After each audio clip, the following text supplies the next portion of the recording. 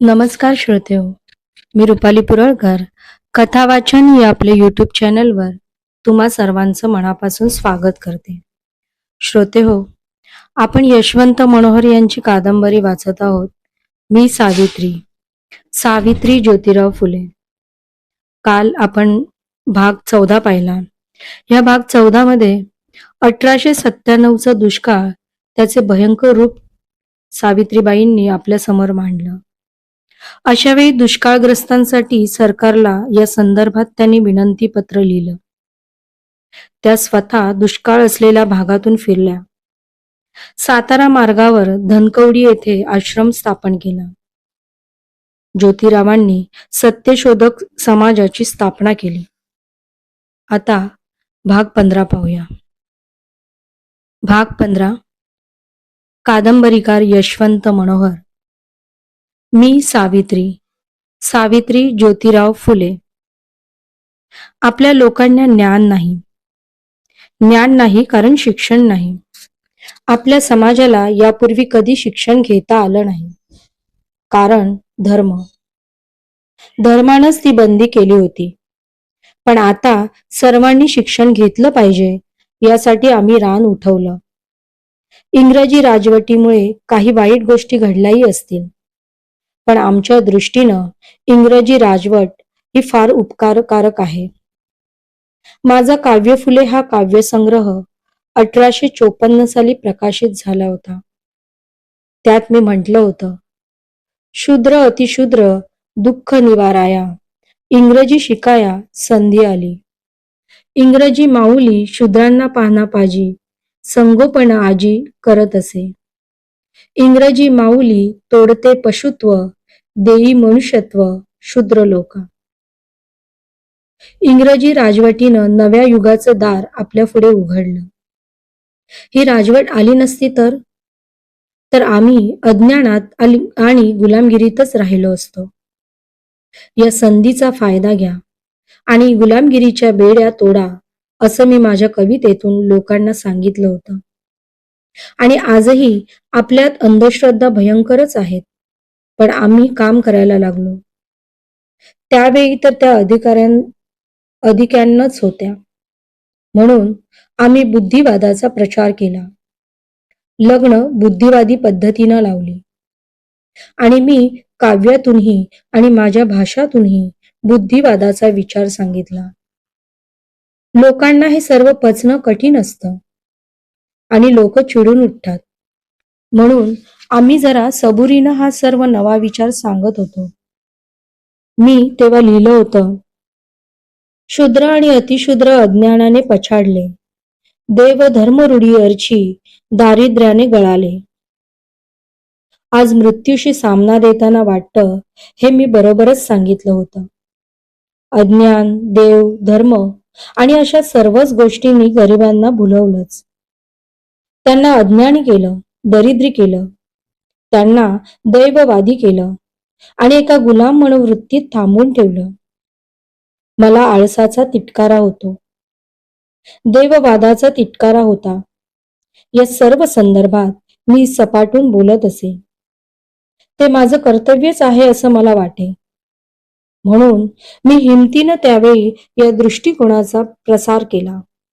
मी म्हटलं होतं, युरोपियन लोक देवावर विश्वास ठेवणारे असते तर ते अशा तऱ्हेनं अद्भुत गोष्टी करू शकले नसते. त्यांच्या उद्योगात वेळेला फार महत्व आहे. कोणतंही काम ते वेळेच्या वेळी करतात. त्यांनी कठोर उद्योग केले. सुधारणेच्या मार्गावर त्यांचं पाऊल पुढेच पडत आलं. त्यामुळे उद्योग, कला आणि विद्या यात ते प्रबळ झाले. आपल्या देशात थोडेसे इंग्रजी आले होते, पण त्यांनी मोठं राज्य स्थापन केलं.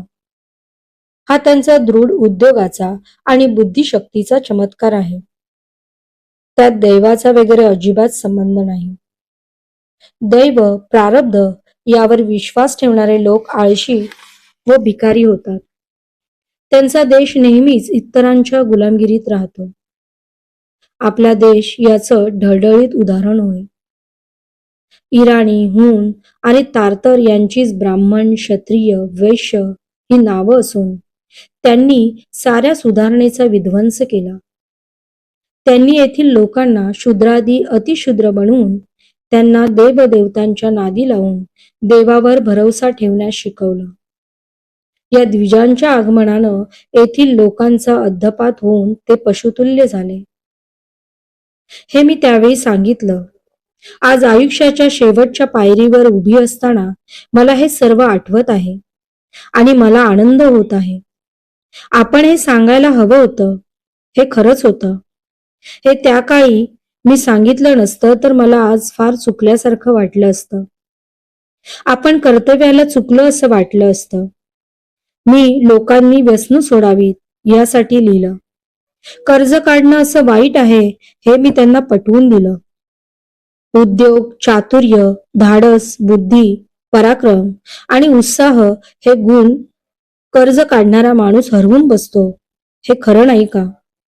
त्यामुळे शहाण्यानं कधीही कर्ज काढू नये हे मी या गोरगरिबांना सांगितलं. परोपकार आणि सत्कृत्य करणं म्हणजे सदाचार.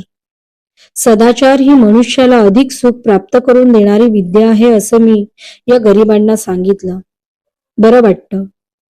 आणि माझे पती ज्योतिराव हे तर माझे जीवनसाथी, विचारसाथी आणि कार्यसाथीही.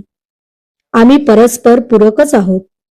मला त्यांनी आयुष्यभर सन्मानानं वागवलं. नेहमीच त्यांनी मला हिंमत दिली, प्रोत्साहन दिलं. सुख दुःख अडीअडचणी आम्ही वाटून घेतल्या. संकटांवर आम्ही एकजीव राहून मात केली. माझे ज्योतिराव हे माझ्यासाठी स्वानंद आहेत. मी माझ्या एका कवितेत लिहिलं होतं, ज्योतिबांना नमस्कार, मनोभावे करतसे ज्ञानामृत आम्हा देई. ज्योतिबांचं जीवन एखाद्या प्रभंजनासारखं आहे. मी स्वतः विचार केला. मी धडाडीनं कार्य केलं. माझ्यावर ते कोणी लादलं नाही. ज्योतिबांनीही ते माझ्यावर लादलं नाही. मला ते मनापासून करावंसं वाटलं. मी त्यांचं काम पाहत होते. रात्रंदिवस अभ्यास करताना, लिहिताना त्यांना पाहत होते आणि मला हे आपण करावं असं वाटू लागलं. माझा तो स्वभावच झाला. माझ्या जीवनाची संपूर्ण रूपरेषा ज्योतिबांमुळे निश्चित झाली. हा माझ्या कनवाळू पतीची मी अपार कृतज्ञ आहे. धन्यवाद. श्रोते हो, आजचा भाग तुम्हाला कसा वाटला मला कमेंट करून नक्की सांगा. आणि तुम्ही जर माझ्या चॅनलवर नवीन असाल तर चॅनल सबस्क्राईब करायला विसरू नका व बाजूला दिलेलं बेल आयकॉन प्रेस करा, जेणेकरून माझ्या नवीन नवीन व्हिडिओ सर्वात आधी तुम्हाला येतील. तसेच हा व्हिडिओ जास्तीत जास्त शेअर आणि लाईक करा. धन्यवाद. पुन्हा भेटू पुढच्या भागात.